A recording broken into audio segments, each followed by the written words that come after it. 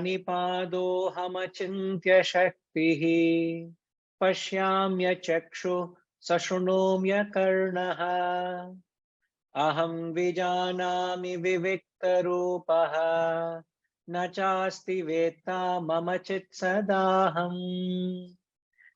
Apanipadohamachintya shaktihi pashyamya chakshu sashrunomya karnaha aham vijanami vivikta rupaha nachasti veta mama chit sadaham.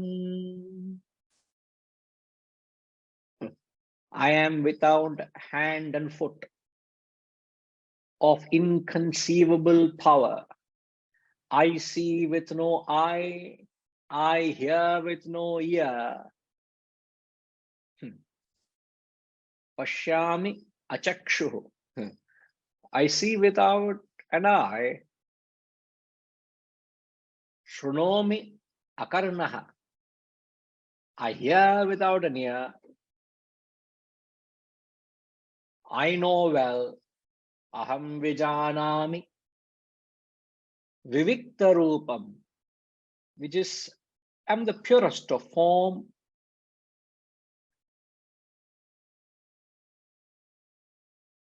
I am ever consciousness. Chit sada aham. Sada is always. Chit sada aham. I am ever consciousness.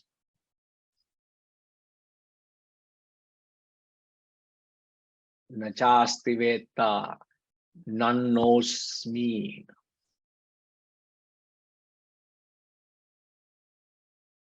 I am without hand or foot, of inconceivable power.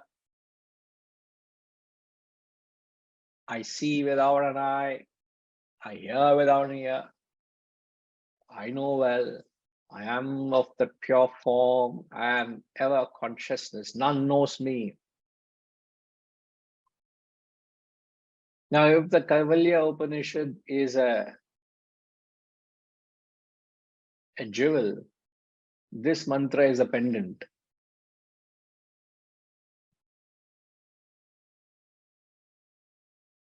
Thanks, Harishi. So if you consider the Upanishad as a jewel, this mantra is a pendant. Now, this is the mantra which also appears in the Brihadaranyaka Upanishad. So it is often quoted. It also, similar thought appears in the 18th verse of the Gita. So you would find these sections of the text are repeated here and there. So Brihadaranyaka Upanishad, the reference, and the 18th mantra, a similar 18th chapter, sorry, there's a similar thought.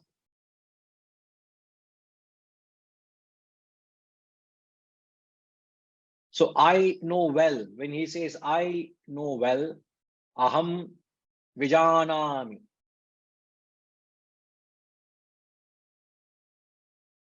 Here he is declaring himself to be the Brahman.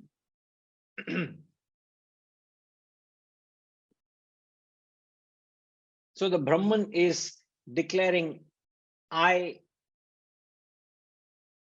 know it. The declaration by the Guru. I have realized it. None knows me. You do not know it because you have not realized it. A categorical statement is, you fellows don't know it. So don't have that arrogance that you know. You fellows are all ignorant fellows. Bunch of self-acclaimed, self-proclaimed, knowledgeable fellows. You fellows don't know it. I know it. It can either be extremely arrogant or it is sheer authority. I don't care what you fellows think. This is what it is. Where there is when you go to even a man of any authority on any subject, there is that inbuilt kind of seeming arrogance. It's may not be arrogance. Everything that person. Other day we had to go and seek a legal counsel, and a very knowledgeable, very senior in that field, a very senior advocate. And when he's, in fact, when we go into his room, there's a little fear. We rather don't talk anything like a literate would speak. He'll tear you apart. And where does it come from? Not that it's arrogance. It could easily be misunderstood as arrogance, but it is sheer authority. And he'll rip open the journals, and he'll rip open the legal books, and he say, refer to that chapter, turn this page, refer to that paragraph. Sheer authority. An ignorant person will mistake it. So we should not mistake the stance when he says, I know well, I have attained that state of realization. I am Brahman, none knows me. Means nobody has attained that state. Now, the only way we understand it, best to understand is a dreamer can never understand the waker.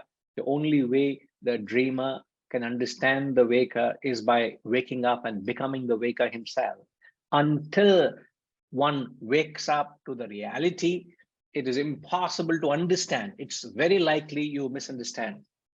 So it is the best way to understand is that. Otherwise, it's very difficult to conceive what they are saying.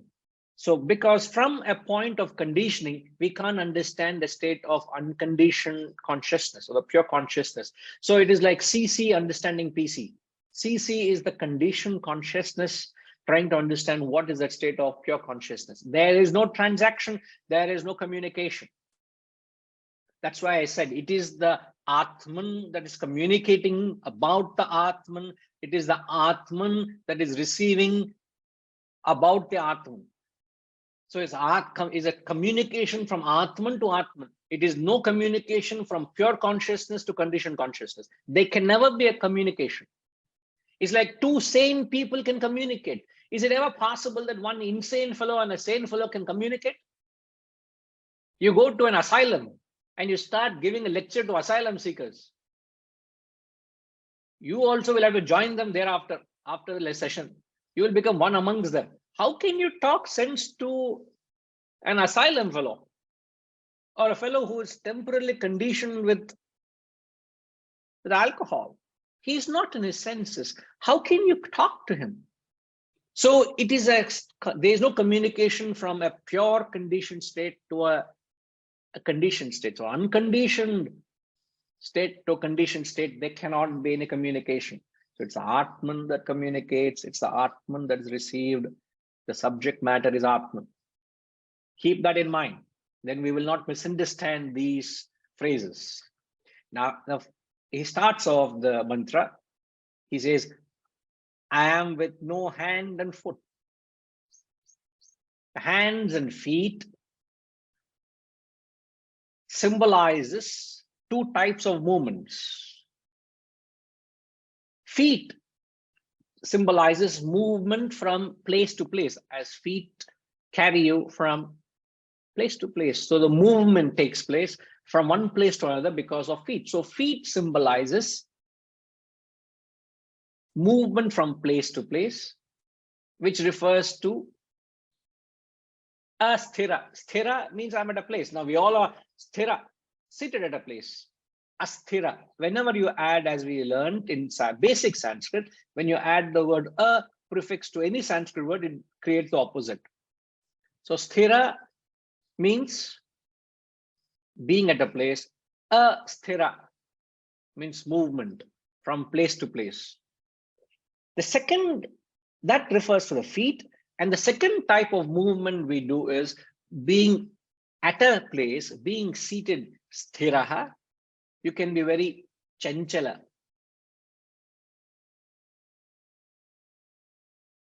Chanchala is movement at a place, which refers to the hands.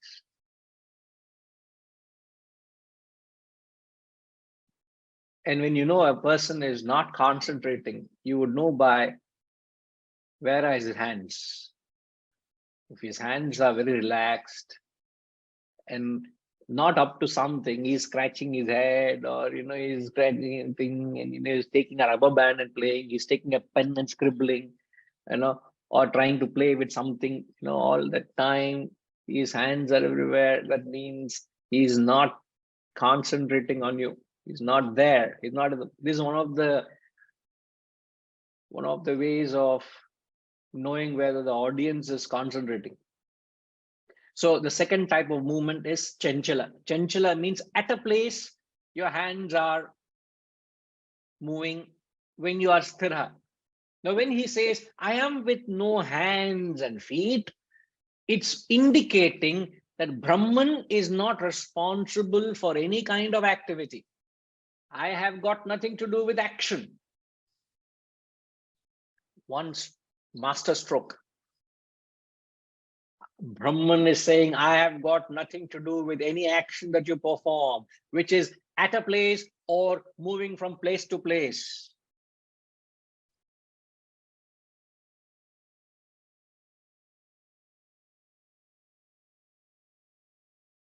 So there are two types of activities you can perform. You can be seated at a place or you're moving from place to place. Brahman has got nothing to do with it, not responsible. What is responsible for the action is your own vasanas. Brahman just enlivens it. Brahman is not responsible for the action. It only enlivens your vasanas. You fellows go and do what you want to do based on your vasanas. Your vasanas takes you to your field. It's like the earth. You go and sow wheat or barley or rice or fruits or veggie. The earth yields it. What has the earth got to do with what seeds you sow? The seed is the vasana. What seed I bring, the Brahman just enlivens it and lets it express. I put no seed, the land remains barren, isn't it? So it is the vasanas that are responsible for the action, for the hands and feet, not Brahman. Point one. Point two, it is the quantum of vasanas determine the quantum of actions.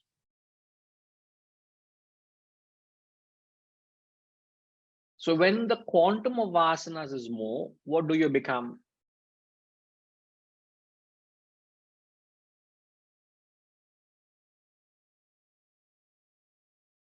I've been missing you, Kashish, very badly. So good to have you back, Kashish.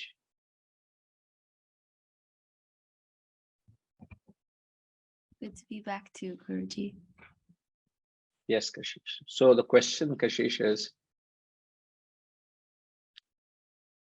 when the vasanas are in quantity, what would be the direct expression of that?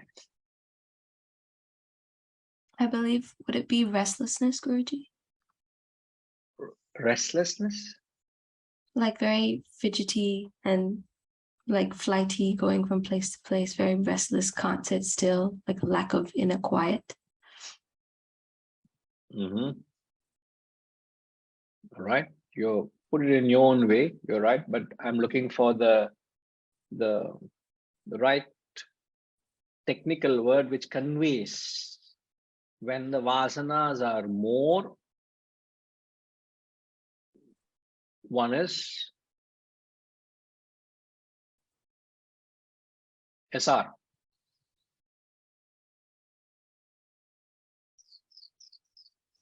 Well, vasanas are more. Is it more of rajasic in actions? Rajasic actions. It's more the vasanas and the more character shows about is a rajasic. What is rajasic? What's other word of describing rajas?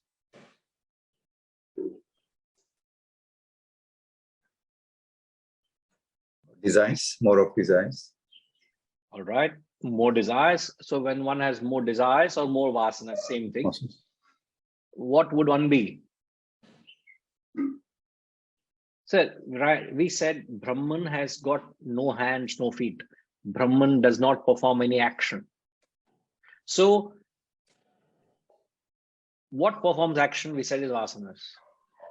Then we said when the more vasanas you have, you will be, the direct equation would be, you would be more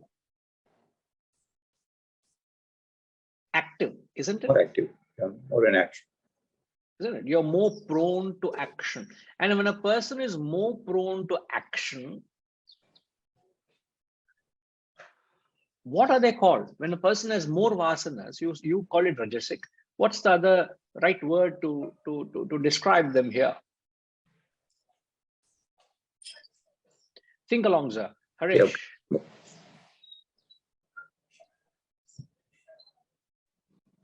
Guruji. Would it be correct? Would it be he's an extrovert? That's it. A person with more vasanas is said to be an extroverted person. Who is an extroverted person, sir, please? An extroverted person who's very active and dynamic and out there in the marketplace, performing all sorts of actions, and is very involved with the world. A person who is reacting to the stimuli of the world. A sattvic person also may be active, relatively so. You may be very active, but in a different sense is active. A rajasic person or an extroverted person reacts to the stimuli. He is helpless. The stimuli reaches to his senses. The senses of eyes, ears, nose, tongue, and skin.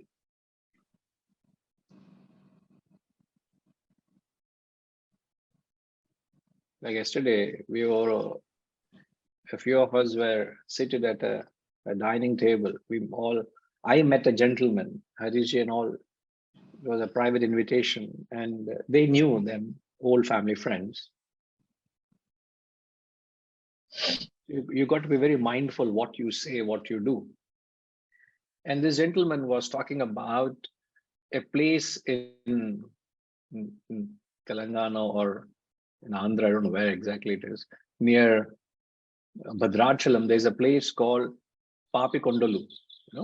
It's a mountainous, a very scenic, very beautiful place. And he was talking about the whole the beauty of the place and how they all visited, and how in the next 2-3 years that place would, because of a huge dam coming up nearby, everything would be submerged. And he was just trying to share the beauty of his place in his own words. And these people reacted because of the memory they had of the place. And I've never been there. And my reaction was, yes, we should go there once before 2-3 years. What is that? Extroversion then, eh? Extroversion. Otherwise I say, oh, is it? Nice to hear that. Very good. So whether I act on it or not, that is secondary. But to the extent there is that thought, it has to manifest. It will manifest. You watch out. And there's nothing to hide. I'm just being very upright how you process everything that the world, how you had beautiful food, there's a beautiful place. I must come back again. That also is extroversion. If that thought propped up, you want the world, you are enticed by the world, you're interested in the world, you rush back into the world, you want to revisit the world. All of this is extroversion. So there is an element of vasanas, there is that element of extroversion in each one of us.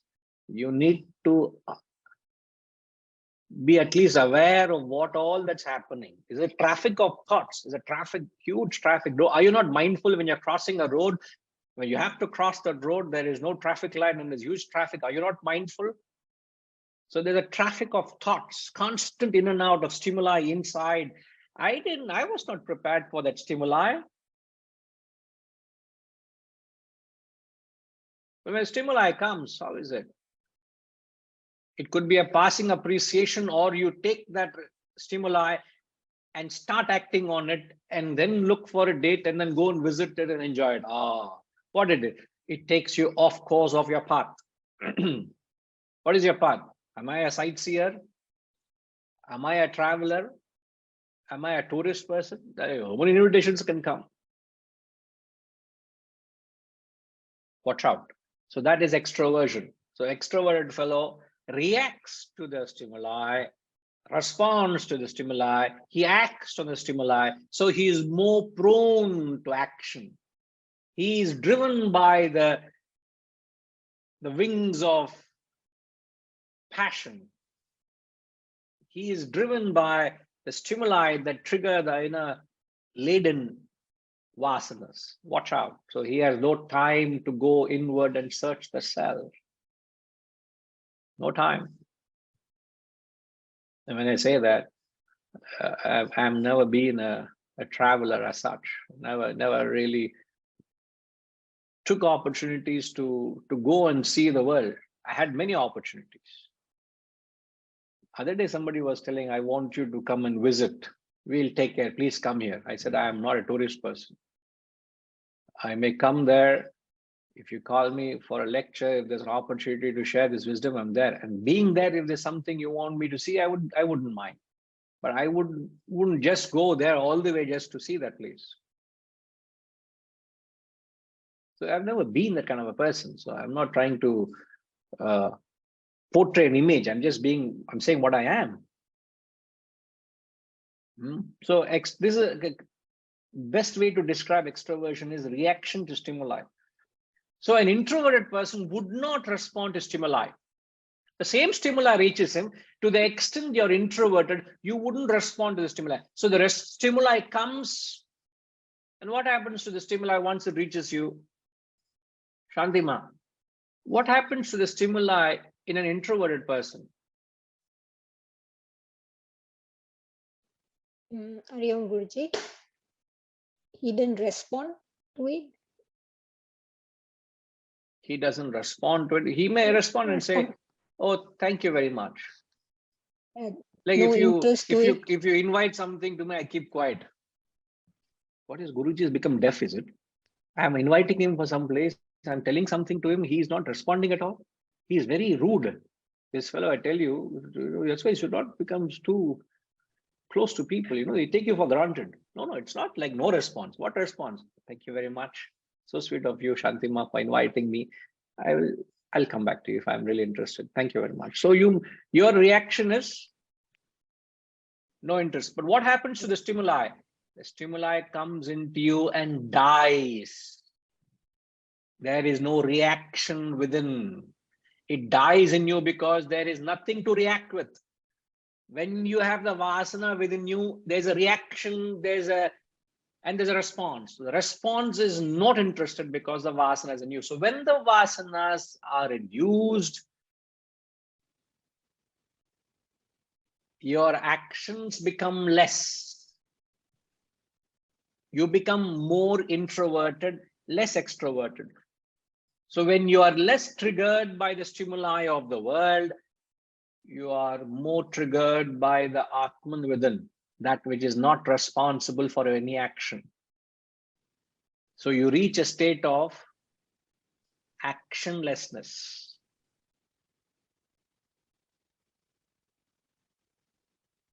Brahman is responsible for action, but it is actionlessness. It is inactive. You can't say inactive as a tamasic thing. Inactive in the sense it is just there. So without hands and feet means it is responsible for action. Action, so it's not responsible for any action. Action is prompted by the vasanas. The more vasanas you have, the more extroverted, the less you are more introverted. Ultimately, when you have no vasanas, you reach a state of Brahman, which is a state of inaction. That's all that is being conveyed when he says without hands and feet. Apanipadau. Without hands and feet. Yes, Harish?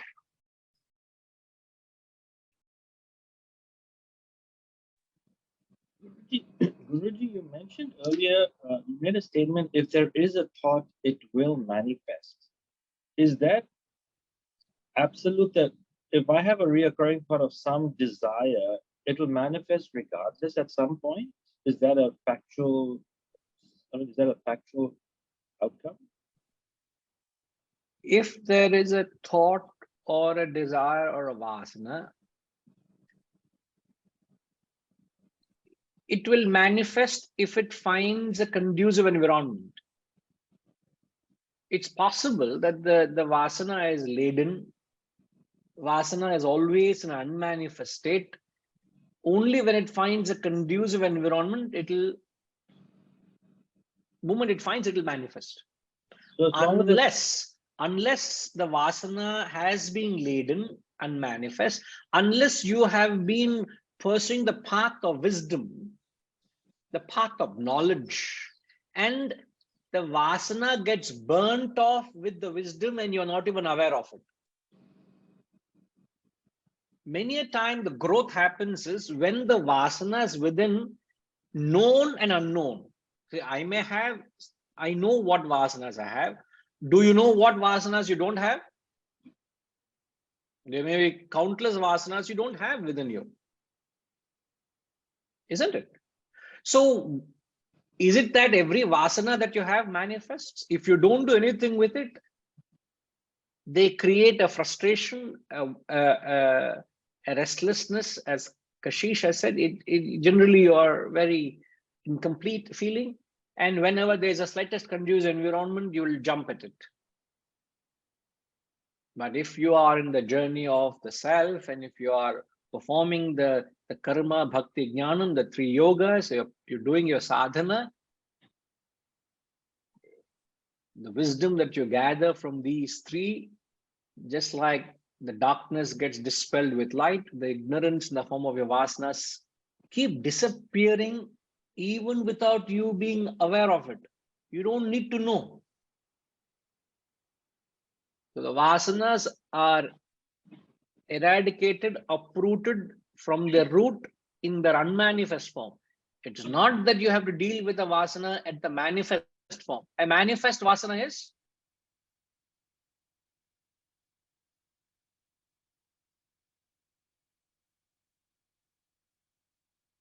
what would be a manifested vasana?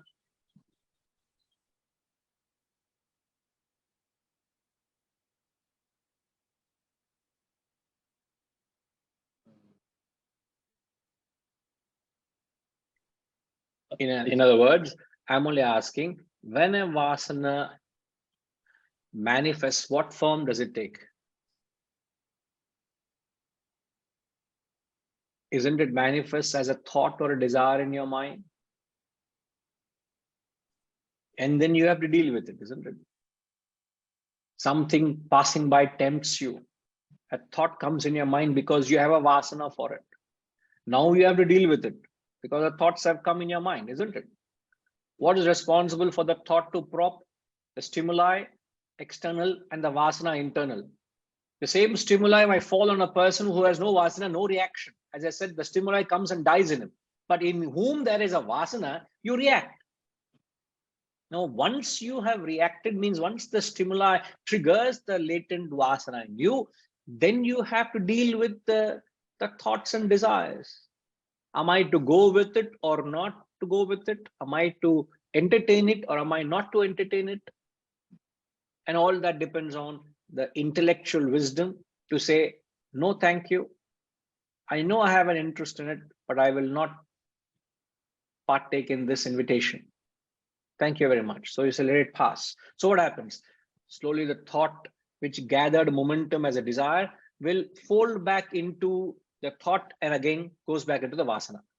You say, you're closing the lid. It goes back into unmanifest form.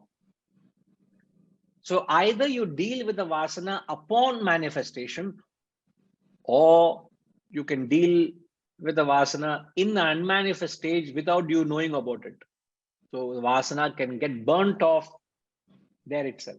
So to answer your question, does every vasana has to manifest? Not necessary. But if you're not doing anything with it, it will find its own ways and means of manifesting. Does that help, Paresh? perfect. Absolutely perfect. Thank you. Right. Most welcome. Setuji? Hari Om Guruji.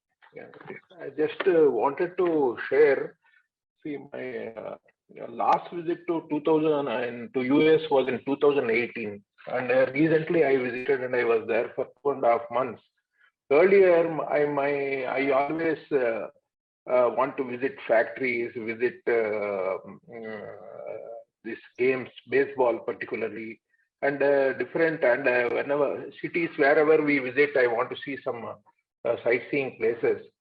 But this time that urge was not there. I was very much in New York. I always want to visit whenever I go to Times Square or visit a Broadway show. But that thought didn't come. And same way, I visited many places, but to see people. And wherever I went, I never asked we should go around, go to mall or go to that. Now that this subject came on introspection, I feel I'm a big fan of Ben Franklin. I was in Philadelphia many days, many times, but earlier I used to go around all the places of where Benjamin, that is the city of Ben Franklin. So, but that on the other hand, whomever I met, I used to discuss with them, whether youngsters or middle-aged or old people, about spirituality and lure the discussion towards that materialism, this like that. And I searched and went to some Vedanta institutes, attended a few classes. So this I am noticing in this change between then and there. It is like Hanumanji was not tempted by all the materiality and sensuality of Lanka, of Ravana. That's the parallel I can draw. You know, there is everything that was there for you to go, as you said, to go and see and enjoy the best of what could have been there. But you said, thank you very much. So maybe that came and it died, as you said. It must have cropped up and. See, the stimuli will reach, invariably stimuli has to reach, because you are there in the world. The world is nothing but sense objects, and the senses will receive the stimuli from the world, but just comes and dies because there is no vasana. Otherwise, the vasana will take you all the way from here to there to see a particular game or a tournament or a exhibition or something. That drives you. So what drives us, since we talk of hands and feet, what drives you from experience to experience is the vasanas, isn't it? So the when one vasana is satisfied, the next vasana crops in and you go to the next experience. So where you go next after this class depends on what is your next experience, next vasana, sorry. The most predominant vasana will manifest and take you there. So it's a very important tool, as Setuji, you have introspected and you have related to your recent experience. But if you introspect this way, you know what kind of vasanas you have. You would know their strengths and weaknesses. And you know how extroverted, how introverted you are. You would clearly know it. And you can actually evaluate yourself. How are you responding, reacting to the same stimuli which you had an interest earlier? Now, you remember the example? Thanks, Setuji. Rajima, you remember the example I used to measure my spiritual growth?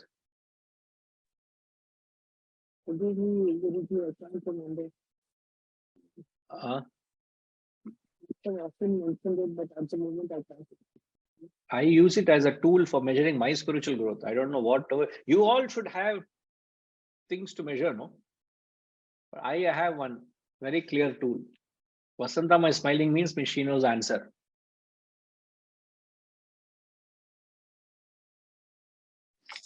Hari Om Guruji. No idea. Okay. Who knows? Shantima? I'm just guessing, Guruji. Vada pav. Correct. Oh, yeah. Because when But when Shantima came to Hyderabad, we made a point, Gayatri Ma and me made a point that she tastes that vada pav. So we had sent back her to Malaysia with a vasana for vada pav. I don't know whether she carried the vasana or not. Huh? We forgot. So now next, how do you respond to a vada pav? You've stimulated the desire in us, Guruji. As early as yesterday evening, I was there at a restaurant, Shantima. We were just next in the same building, in fact, where we had that vada pav last time when you came here. I was there in that building yesterday evening, and the stimuli came and permanently died in me. Permanently died, ma. Sorry, Rajima, but still go. If at all, we'll go. No, I now I don't eat dinners. It's a very strict. I've kept it. Now I don't eat dinners. So if at all, I will, if time permitting, if it's all right, I would go for lunch. But no, I would not go and eat. So it's some kind of a very. It could be a simple thought, but it could. How do you treat it? You know. Obviously, don't take it seriously. Vasantama, don't keep telling this is vada pav Guruji, you know. No, Guruji. Huh? No, every guru has some way of marketing himself. So don't market me as vada pav Guruji. Never this. Lakshmi Ma, vada pav is like, as Rajima said, an Indian burger. It's like a, it's a Maharashtrian dish, and it is a Indian fast food, snack food kind of a thing, street food, and it is a poor man's food. You know, laborers, everybody has it. You get it for 15, 20 rupees. You can get a couple of these potato patties with bread buns. You know, it's like a burger. And it's filling, and it gives you energy to carry you through the day. So you find very common. So when you come to Hyderabad or you go to Mumbai, you should certainly have vada pav.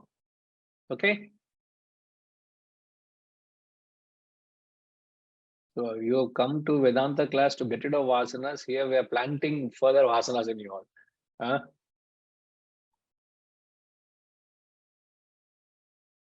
We'll all go to Subhashji to give us the best vada pav in Mumbai. Because Subhashji is in Mumbai. Haji? Yes, sir.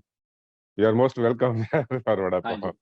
But so please tell me if I'm not wrong, what is that station which comes before you reach Lonavala Junction? Panvel? No, right before Lonavala from Mumbai.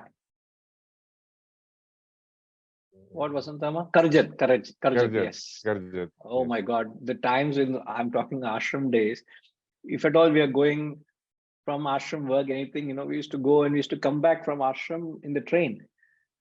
The time we get into the train in Mumbai, we all are waiting, when is Karjat going to come?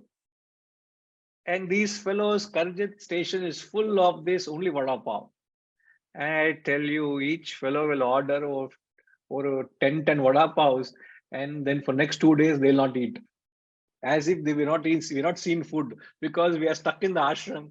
What is this sattvic food? Bland food. There is no spice, there is no oil, there's no this, there's no that. It is licensed to indulge. You let go all your 3 months sadhana and frustration in vada pav, 10 vada pav, each fellow is acting. That fellow will think, who are these fellows? They're not seen food in their life, like all youngsters, you know, and then we all are so energetic. We want, so that is the vent. Vada pav used to be our vent. So where we were and where I am, thank God, some sadhana I have done, ma. We have conquered vada pav. Whether moksha comes or not, I'm not worried. I've conquered my vasana for vada pav. Shivaji, thanks to you, Shivaji. All what, you know, you are teaching us, all this diet and that and this, the vada pav has gone out of the window. Deep fried and all that. Okay. Hariji is staring at me. What is this? You're taking Upanishad class and I've raised my hand from so long and you're not even talking anything. Apanipado, hamachintya shakti, you're talking about vada pav. What is this, please forgive Hariji. We will get to serious discussion. Your question, sir. Guruji, when we talk about vasana, it is from our previous karmas and previous stimuli which we had. Why do we require a new stimuli to manifest our existing vasanas? The question which Hariji is asking is the vasanas that we have acquired has come from past stimuli. So the question is asking is, why do we need a fresh stimuli to trigger an existing vasana which was born out of the past stimuli? Now, what we have just said a little while earlier, that what takes you from experience to experience is your vasanas, right? Where would you go next experience is determined by your predominant vasana. I could have 100 vasanas in me. I'm not left with a doubt or confusion what to do, because it's not possible that all my vasanas manifest at one and the same time. It will be the most confused state I can ever be. Imagine all my vasanas are manifesting right now. I don't know. I can't. I'll be completely confused. Now, why am I taking this Upanishad class now? Because this is the most predominant vasana now. Yeah. So each one goes from experience to experience based on the predominant vasana. And yet, when we are moving from experience to experience, we are surrounded by stimuli. So there could be a vasana in queue, let's say the 10th vasana. All right, just got to think along with me. I am driven into the second experience with my second vasana. The first vasana is taking care of this class now. The second vasana is I have to go another place for another talk today. Okay, the second vasana.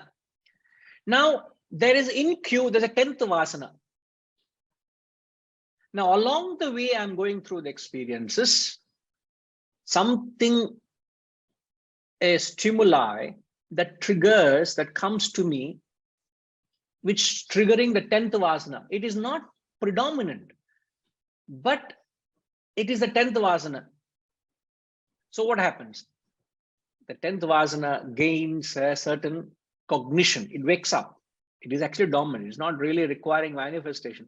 Because the stimuli comes, whatever the interest that's generated is because the vasana is latent in me. It's there. It is there in me, but the stimuli triggers it. But what that 10th vasana did not drive me into the second experience. The second predominant vasana drives. So what we must understand is, it is the intensity of the vasana that drives us to experience. But when we go out into the world, there are various other stimuli that trigger the hidden unmanifest vasanas. And this is a classic example, could be when you go for a shopping in a mall. You go into a shopping into a mall, you want to buy your daily or weekly groceries. And the way, the way these malls are designed, you observe, if they have elevators and two ends of that floor, and they will, if you are taking not elevator, I mean the escalator. If you are using the escalator, let's say if you enter at one floor, and if the shopping mall is on the third floor, they'll want you to walk the entire length of that floor. From you enter the first floor at left side or the east side, you'll walk all the way to the west side to take the escalator up. Again, walk back the second floor entirely up to this. Do this. And what is the reason behind it? They want to stimulate your mind. And everybody is trying to draw you into their store. with offers and promotions and gifts, and you have these, what do you have also, what do you call them? If there's a perfume, people there all the time standing with a perfume salesman. Huh? What's that, Rajima? I think it's sample, Guruji. I'm sorry? Sample. Samples, yeah, samples, but they do marketing, promoters. Yeah, there you go. Promoters or market, they're trying to give you a taste of what they're doing. You know, you can perfume or whatever, you know. So they're enticing you. You had no thought of a perfume. You had no thought of all that the mall has to offer. You only want to buy your groceries, but you end up either picking up or triggering some future shopping. I'll come back to it. So that's the reason, sir, we say when you're in satsang. So right now, apart from vada pav, any other vasana is manifesting in you? Because I have given the stimuli of vada pav, the thought of vada pav came into you. Is anything else coming into you apart from the subject matter now? Hariji? Lonavala Chikki. See, this is what I mentioned a Lonavala, instantly he's thinking Lonavala Chikki. Well, Lonavala is famous for his chikkis there. So there you go. Your mind goes there, isn't it? But I didn't give you that. I just gave Lonavala, you connected to Chikki. So the satsang it doesn't create an environment where the vasanas would be fed. So the vasanas, you may have it, but satsang gives you an environment where they are not fed. So the vasanas invariably remain dormant and inactive. When you're in a satsang or an environment in an ashram or a protective environment, your vasanas invariably remain dormant. Therefore, it's good you go and test yourself now and then into the world and see how your mind has reacting to the stimuli. The same world or the world has become a better place what it was before 6 months ago. But I go and see myself, how am I faring, to see whether my vasanas in me are still as active, or have they lost their any intensity, or you have lost the interest completely. So when there's no stimuli, your vasanas don't manifest at all. So what triggers a vasana is a stimuli. Even though it's my past stimuli that have created the present vasanas, it's a present stimuli that triggers the vasanas which I've acquired, the past vasanas. Okay, sir. Okay. Right.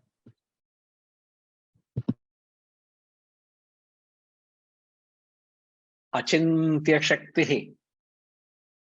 I am of inconceivable power. Inconceivable power. Inconceivable means you can't conceive it. I am the Brahman, or consciousness, is that which enlivens everything. It has got so much power. All the kingdoms. What are the 4 kingdoms? The mineral kingdom, the plant kingdom, the animal kingdom, and the human kingdom. The 4 kingdoms. Each has got inconceivable power. One seed has got the capacity to produce countless seeds, countless trees. One atom in a mineral kingdom, one atom has got the capacity of a nuclear bomb, an atom bomb. You don't know what's the power of an atom bomb. Diwali time will tell you what is this, so much dum, so much sound. Yeah. Where is it? All one atom. So imagine all the atoms put together. What amount of potency is there? So inconceivable power.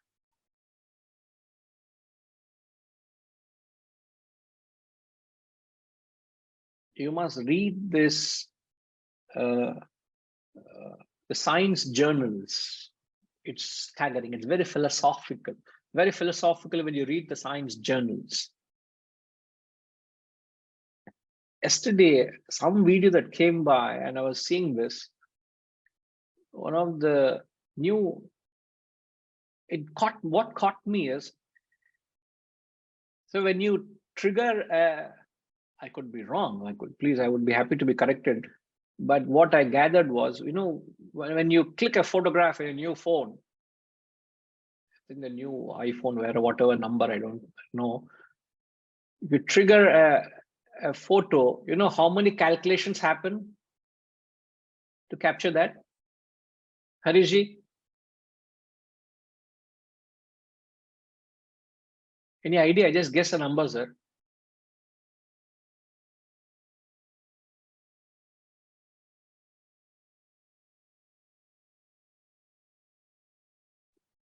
A 1,000 1,000. or a million? I don't know.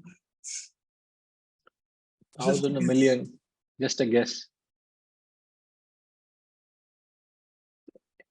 Redigar, any idea? I do guess some billions. They said 17 trillion calculations happen in a second. 17 trillion. What is that 17 trillion? How many zeros is a trillion? And then put that 17 trillion calculations a second happen when you are just clicking touch of a button. It's staggering. I got this figure 17 trillion, but you're saying the amount of processing that's happening behind each second when you take a photograph or you do an activity, the number of things that's happening behind, I'm completely oblivious. Totally oblivious. Guruji, Yes, sir. can I share small, this when you're talking about the mobile, the intelligence, they're so closely monitoring our vasanas. Other day when I was on the phone, not on the phone, I was conversating with someone, one of them on one particular specific topic. I said, let's say that is more about a sweet. Believe it or not, on the second day, all advertisements start popping up on about the sweet. Means every conversation of us, it's been captured.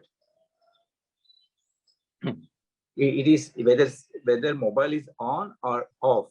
That's one more great come to know about that one from cyber security person, saying that it captures. Even you put it in an airplane mode, also it captures. Your conversations, everything, you can test it. You happen to go to any mall specifically, and you find all related to the shop, all related to that is advertisements start popping up. That's called what we're talking about, artificial intelligence. It's just amazing how it all works. And so, in fact, is it not that the world is designed for your downfall? Absolutely. And we are fully prepared for our own fall. So it's like there's a ditch and we go into the ditch and fall and we can't come out of it. It's like the other way around, Guruji. If we don't have mobile, we'll fall. No, that is the current reality. The life is so attached to the mobiles now. right, sir. So it is inconceivable power, 17 trillion calculations per second. As I said, the Science Journal, I remember of an article which we read in Vedantic study, the moment you open your eye and you look at a site, if I look at that site and perceive the site, and the moment I register a perception, it says 10,000 million calculations happen a second. The moment you blink an eye and receive a perception, 10,000 million calculations happen even before the image reaches the optic nerve. And then the further calculations happen for it to be processed and made sense for it. And it happens instantaneous. I'm looking at you, I'm interacting, responding, reacting. It's happening 10,000 million calculations a second is happening every time I'm blinking my eye. Inconceivable power. So we took example of an atom bomb. We took off a seed which can produce infinite seeds. We took example of clicking a photograph, 17 trillion calculations, 10,000 million calculations happen a second when you perceive or an object of perception, of sight, and so on. And I'm quoting just the outer aspect. You go into the deeper facets of how all this work is staggering. And he says, I am of inconceivable power. Imagine you're going into a factory.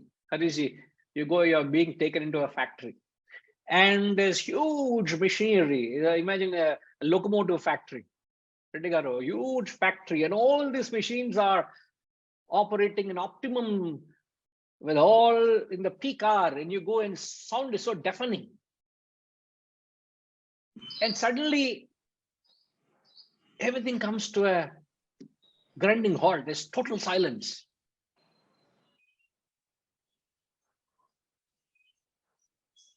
So much sound you couldn't bear, and suddenly it comes to deafening silence. The meter has tripped. Electric meter supply meter has tripped. So the electric supply has temporarily stopped. The electric is saying, I am of inconceivable power. What the electric supply, every engine, every machinery is functioning. There's so much power in that electricity. So in that sense, he says, I am of inconceivable power. You can't conceive it. He's trying to tell us you are very small. You can't conceive the grandeur, the beauty, and the greatness of what Brahman is, man. Inconceivable power, which is responsible for all the kingdoms. You want to say something, Harishi?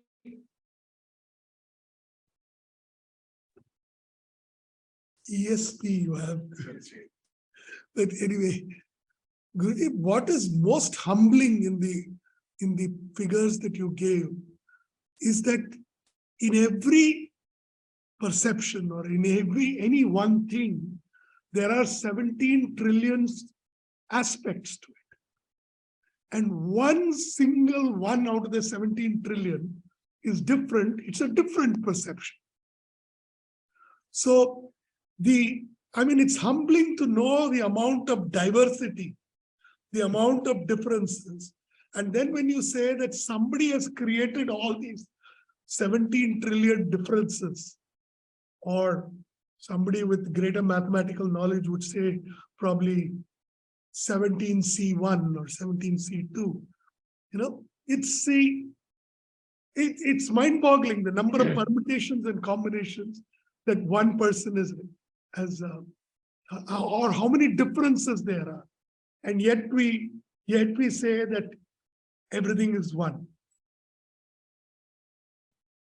Yes, Harish. It's just staggering. As I said, when you go through these facts and figures, it makes you but philosophical.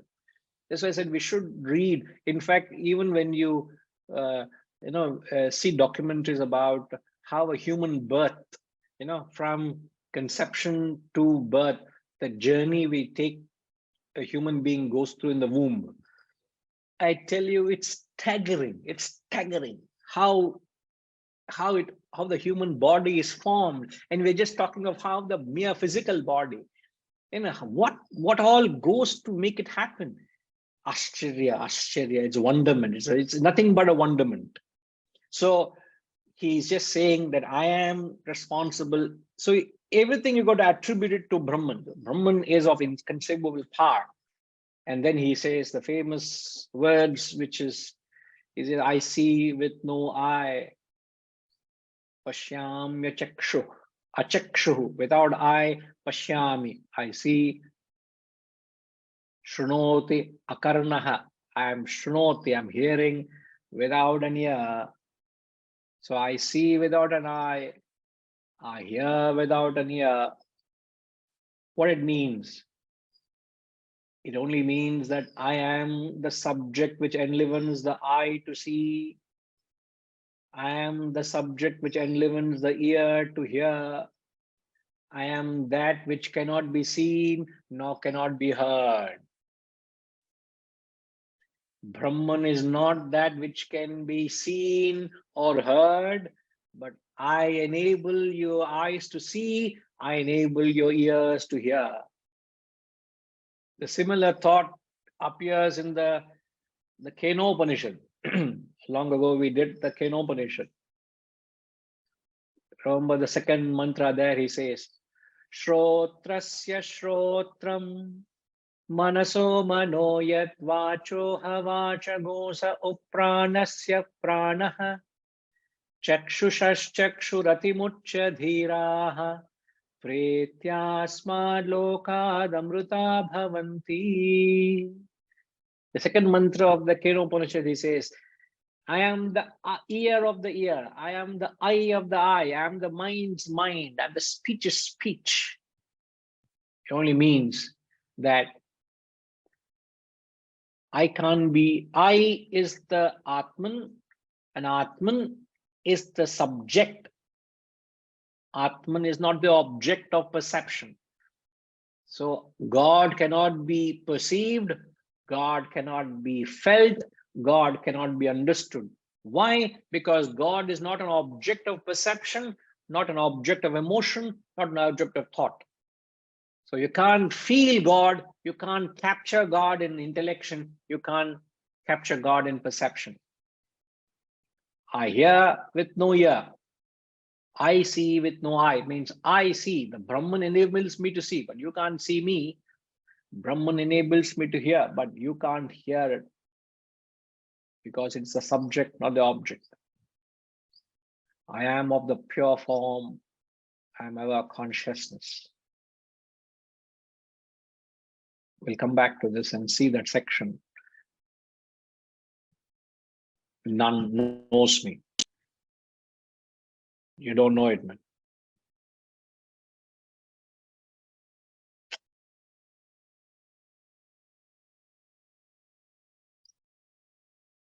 As I said, this mantra is the pendant of the Upanishad. This is the real pendant. This mantra stands up because here he's actually taking that authoritative stance of a realized soul. I am that Brahman. It's all the previous few verses led up to this. Here he concludes his by sharing his actual experience. Okay, we will come back. Om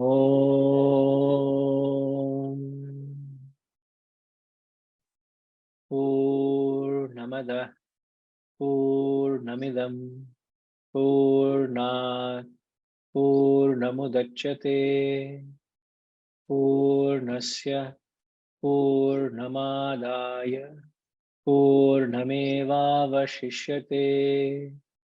Om Shanti Shanti Shanti. Harihi Om. Shri Gurubhyo Namaha. Harihi Om.